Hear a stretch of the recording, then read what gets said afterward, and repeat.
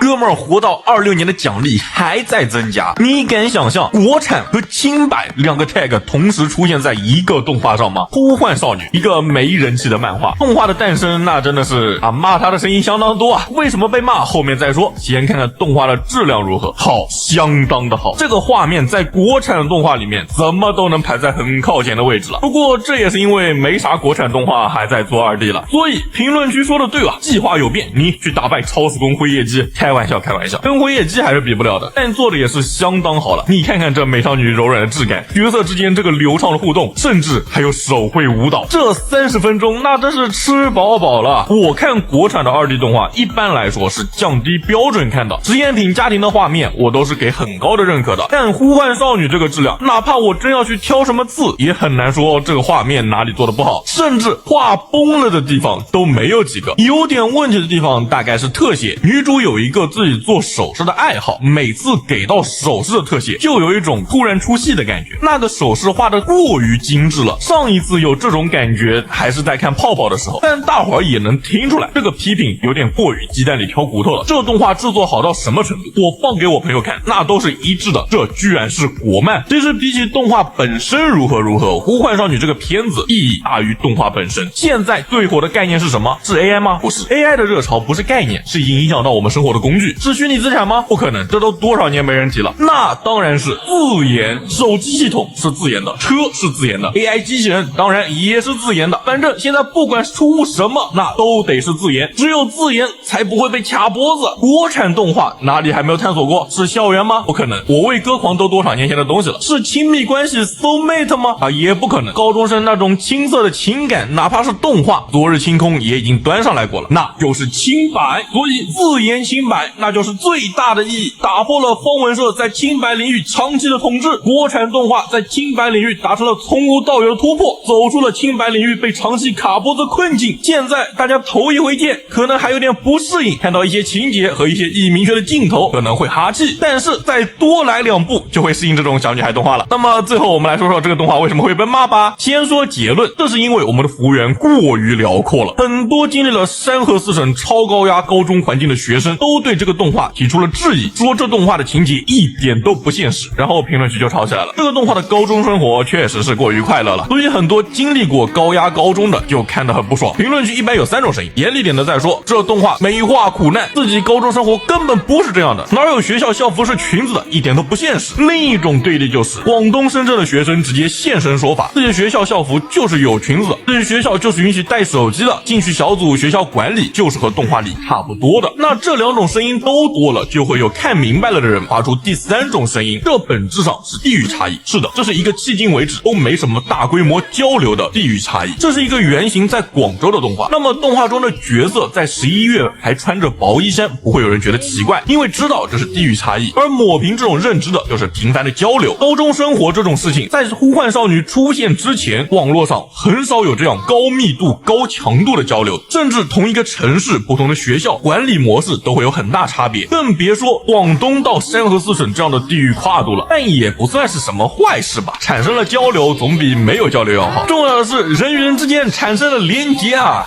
那么本期视频就到这里，你对于这个动画的看法是什么样的呢？在评论区说说吧。我是凯基，我想和你聊聊动画。